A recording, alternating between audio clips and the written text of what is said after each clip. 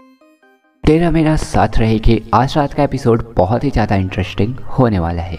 आज रात के एपिसोड में हम यह देखते हैं कि मिथिला मोदी कृष्ण जी की आरती करती है और सभी से यह कहती है कि कृष्ण जी की कृपा से हमारे घर में एक नहीं बल्कि दो दो बहुएं आने वाली हैं, दो दो लक्ष्मी आने वाली है। जिसके बाद सक्षम की बहन ये कहती है कि मैं तो पहले से ही डिसाइड कर रखी हूँ कि मैं मतलब जो दिशा भाभी हैं उनसे इंग्लिश पढ़ूंगी। जिसके बाद मिथिला मोदी यह कहती है कि तुम्हारी बड़ी भाभी यानी कि गोपिका भी इंग्लिश में मास्टर करी है, तुम गोपिका से भी पढ़ सकती हो। जिसके बाद सक्षम की बहन ये कहती है कि मैं बहुत खुश नसीब हूँ कि मुझे ऐसे भाभियाँ मिली हैं। जिसके बाद मिथिला मोदी सक्षम और चिराग को समझाती है और यह कहती है कि जिस पल का हमें बेसब्री से इंतजार था आज वो पल आ गया है। और तिकरा एक बात ध्यान रखना कि ये शादी के बाद तुम्हारी ज़िंदगी में बहुत से चेंजिंग आएंगे और बहुत से खुशियाँ आएंगे।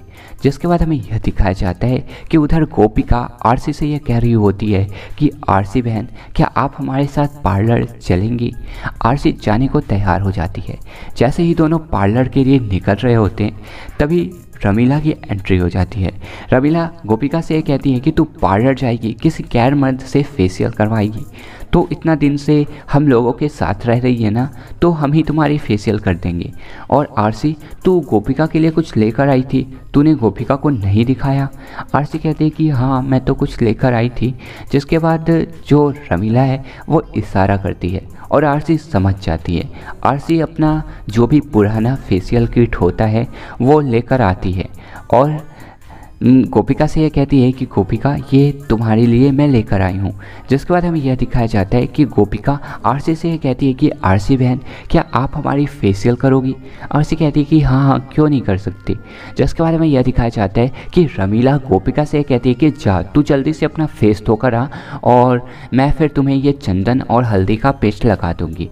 गोपिका जैसे ही फेस धोने जाती है तभी रमीला आरसी से यह कह रही होती है कि इस गोपिका के शादी में कोई भी अड़चन नहीं आना चाहिए, तभी तो उस घर में जा पाएगी, क्योंकि अगर इस गोपिका के शादी में कोई अड़चन आ गया तो तू फिर चिराग से शादी नहीं कर पाएगी। और एक बात ध्यान रखना तिकरा कि मैं जो हूँ ना वो तुम्हारी शादी चिराग के साथ ही करवाऊँगी, तू इस बात का फिक्र मत करना।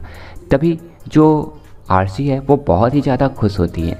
नेक्स्ट सीन में हम यह देखते हैं कि रमीला के फ़ोन पे मिथिला मोदी का कॉल आता है। मिथिला मोदी रमीला से कहती है कि पास वाले ब्यूटी पार्लर में हमारी बहू गोपिका को भेज दीजिएगा, क्योंकि उस पार्लर को हमने बुक कर रखा है और वहीं पे हमारी दोनों बहुओं का मेकअप होगा।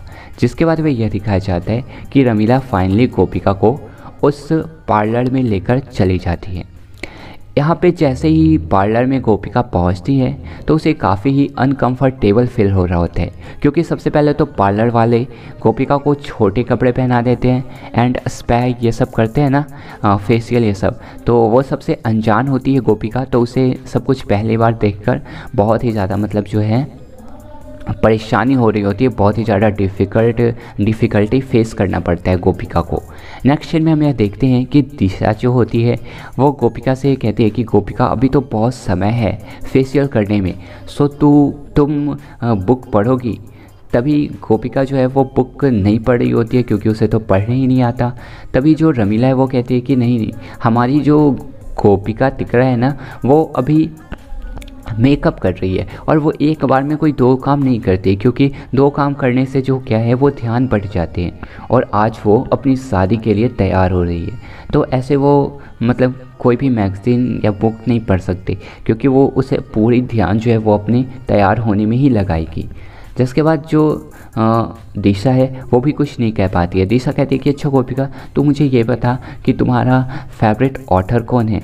जिसके बाद में यह दिखाया जाता है कि ऑथर का मतलब तो कुछ समझ ही नहीं आ रहा होता है गोपिका को। तभी वो कहती है ना कि हाँ यार मैं समझ सकती हूँ। दिशा कहती है कि हाँ मैं समझ सकती हूँ, इतने सारे अच्छे अच्छे ऑथर हैं ना कि अपना फेवरेट चुनना बहुत मुश्किल हो जाता है। वैसे मेरा फेवरेट तो शेक्सपियर है।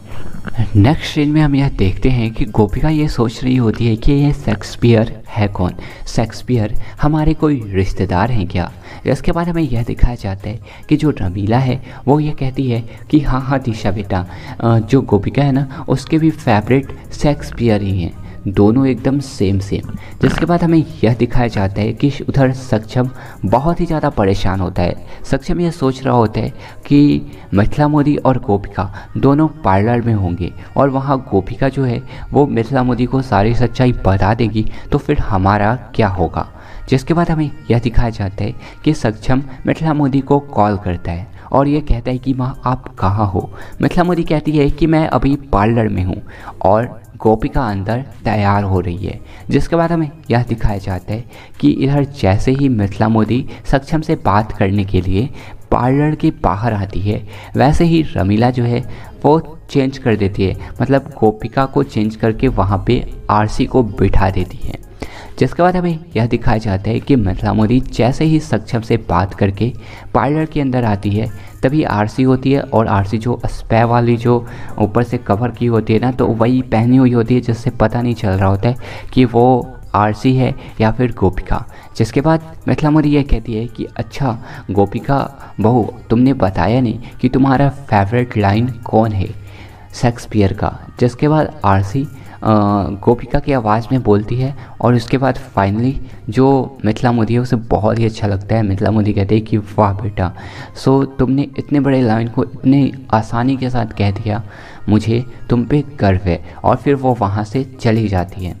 नेक्स्ट सीन में हम यह देखते हैं कि जैसे ही वो वहाँ से जाती है, वैसे ही रमीला जो है वो फिर से गोपिका को बिठा देती है और फिर से आरसी को वहाँ से हटा देती है। इस तरीके से गोपिका को जो रमीला है वो बचा लेती है, मतलब कि दिशा के सवालों से। नेक्स्ट सीन में हम यह देखते हैं कि यहाँ पे फाइनली शादी का माहौल होता है, शादी का दिन आ चुका होता है और बारात जाने की समय होती है।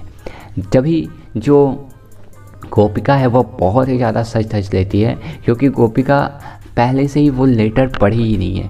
गोपिका को ये सब कुछ पता नहीं है कि सक्षम ने उसे ऐसा कहा था कि वो ये शादी उसके साथ नहीं कर सकता, और यहाँ पे आरसी ने झूठ कहकर लेटर पढ़कर बता दिया है गोपिका को।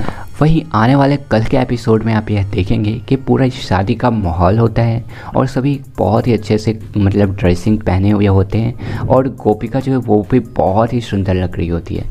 तभी जो सक्षम है वो मंडप में बैठा हुआ होता है, सब कोई वहाँ पे मौजूद होते हैं, लेकिन गोपिका नहीं आती है। तभी सक्षम को ऐसा लगता है कि गोपिका ने उसका लेटर पढ़ा था और इसलिए वो यहाँ नहीं आई है। लेकिन फिर हमें दूसरे सीन में ये दिखाया जाता है कि गोपिका एक कमरे में बंद होती है। गोपिका कमरे के दरवाजे को खटखटा रही होती है और ये कह रही होती है कि मामी जी दरवाज़ा खोलिए। वेल अब देखना तो ये होगा कि गोपिका को उस कमरे में कौन बंद करता है, क्या रमीला या फिर कोई और। ये देखना बहुत ही ज़्यादा दिलचस्प होगा। वेल गाइस, आने वाली इस एपिसोड को देखने के लिए आप कितने ज़्यादा एक्साइटेड हैं, हमें अपना एक्साइटमेंट लेवल कमेंट सेक्शन में लिखना मत भूलिएगा। Thanks for watching guys.